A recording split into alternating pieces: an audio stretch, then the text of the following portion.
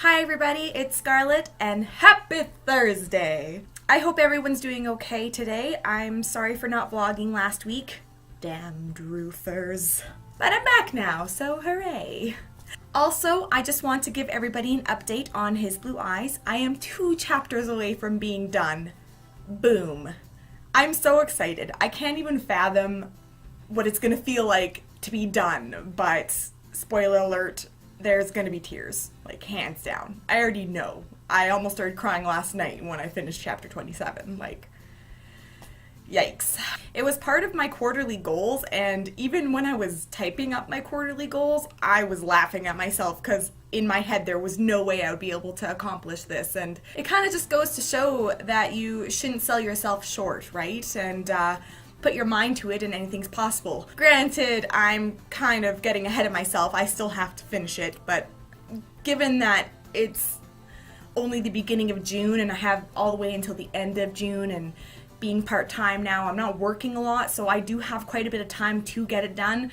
I don't foresee any problems, so a couple weeks back, I did a video on things that you should say to a writer as opposed to things that you shouldn't. But after I was done that video, it kind of got me thinking. Sure, we go ahead and talk a lot about things that people outside of the writing realm should do and say when associating with us writers, but what about the writers themselves?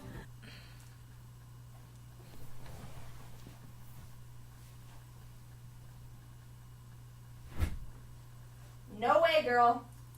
What are some things that we should consider not saying or doing, whether it's with ourselves or with other writers? We writers may come across as fierce and hellishly confident across the internet, but let's face it, some of us have the spine that is the equivalent to a limp string bean. If you are especially new to the writing world, there are things that you might be saying or doing, whether you are super aware of it or not, that, little did you know, might be damaging your career. There, don't fret.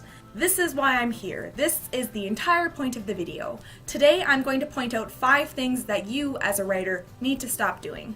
These things that we do to ourselves often hinder our chances of success, whether that is publishing traditionally or self, becoming a stronger writer, or even just smashing through your goals like a champ. So without further ado, here are my top 5 things that writers need to stop doing. Number 1, comparing your work to others. We writers need to stick together. The writing world and the business of it all is already so cutthroat. We don't need to add to it all by getting at each other and trying to tear each other down. If a fellow writer is successful, congratulate them. Don't bitch at them behind their back where they have no way of defending themselves. Remember, at one point in time, they were in the exact spot that you were in. And it's important to remember that everyone's writing style is uniquely quirky and beautiful in its own way. Comparing your work and your writing style to someone else's is like trying to speak to someone who does not even speak your language. It's a really useless way to spend your afternoon, and trust me, you're just going to be grumpy after it all and realize that you could have spent that time writing or reading or doing something way more fun. Like, think about it this way. Say you have 2 apples. One is a Granny Smith and one is maybe a Spartan or something like that, or a Red Delicious, whatever. I do not care. It's an apple. Yeah, they're both apples, but maybe one is a different color. One has a completely different flavor, and they came from different sides of the world, and maybe one is fresher than the other. Yes, they're apples, but really, you can't really compare them. The same thing goes for a writer. Yes, you guys are both writers, but in your own way, you are completely different, and there's really no point in trying to compare yourself because that is only just going to make you really stressed out and upset. And you're beautiful and unique in your own way, and you should celebrate that, not try to discourage it. Number 2, downplaying being a writer. This one is easier said than done. Being a writer is really hard work, and sometimes it's treated more than a full-time job. And on top of that, believe it or not, it can pay bills. Be proud of being a writer.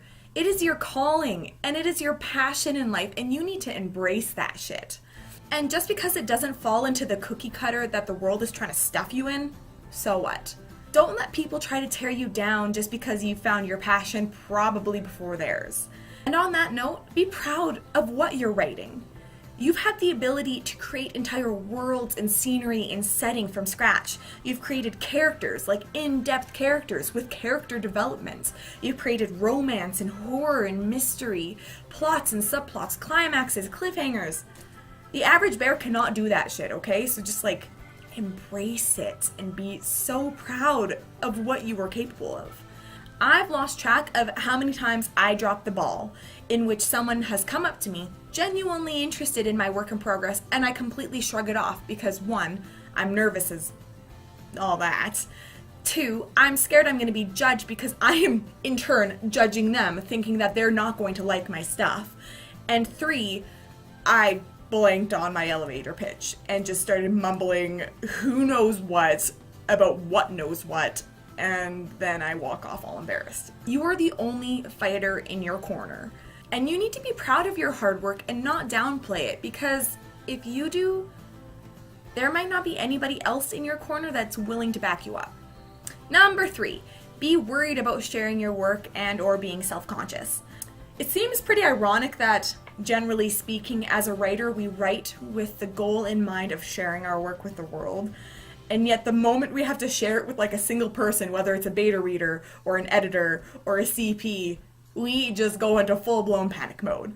I get it, it's super stressful, and really I probably am just talking out of my ass right now because I've yet to share my work with someone, seriously speaking, and the most I've ever done is just shared and published and posted my fanfic on DeviantArt. So I'm pretty sure that everything I'm saying right now, I'm just going to completely disregard, and I'm just going to become the biggest hypocrite the world has ever seen. But the thing is you will get feedback and critique, and some of it's going to be good and some of it's going to be bad. The first time you ever get feedback of any kind very well may be soul-crushing. I mean, I remember once during a fan fiction, it was my very first one, someone commented that my words were too close together and I should probably space to give the reader's eyes a chance to breathe, and I cried. I took that feedback as so negative and clearly thought that they didn't like my work. I completely read way too much into it, and when you're stressed out, that's something that we just tend to do, and we just need to learn to sit back and breathe and just sift through the reviews and figure out which one's actually constructive feedback versus someone being a troll. That one person telling me about line spacing wasn't a troll. Was not a troll. Live and learn, I say. Live and learn. Getting those feedbacks, good and bad, is going to happen whether you want it to or not. We need to get over this fear, this completely irrational fear that no one in the entire universe is going to like our work. Sure, maybe our work won't be for everyone, but it's definitely going to be for someone, and it might be life-changing for them. And if you truly, truly don't want anyone to see your work, maybe you reevaluate your goals and start with something smaller, whether that is journaling, writing stories, and just kind of keeping tabs on them, writing for a lit mag, writing short stories for competitions and contests. There's a lot of options out there. And while this might build confidence, keep in mind that we don't recruit things like betas and CPs for kicks and giggles and the torture of it all. We do it because we genuinely want people to read our work with honest, open eyes and give us the feedback that we most likely need. And that is the only way that we're going to learn and grow and realize the potential of our novel. Skipping this part and hoping for the best, it's not really a good idea. Number 4, not experimenting. Are you a plotter? Are you a pantser? Do you like to outline? Or do you like to just go in guns blazing? Do you edit as you go, or do you wait until the entire first draft is done and then start doing it? Do you only have the ability to focus on one work in progress, or can you multitask? Don't be afraid to experiment and find a writing method that works best for you. What works for some may not work for you, and vice versa. Writing is as versatile and as flexible as they come, and don't feel like you're obligated to stick with one way just because everyone else is doing it or your favorite author is doing it. If it doesn't work for you, it doesn't work for you, and you're not going to be productive that way. how I outline my outlines. Maybe not everyone does that, but it works for me, and that is how I'm gonna just keep doing my jam. Number 5, overthinking it. Period. I don't know about you, but every once in a while I like to sit down and just think about my future in the writing world and just have a hearty panic attack about it.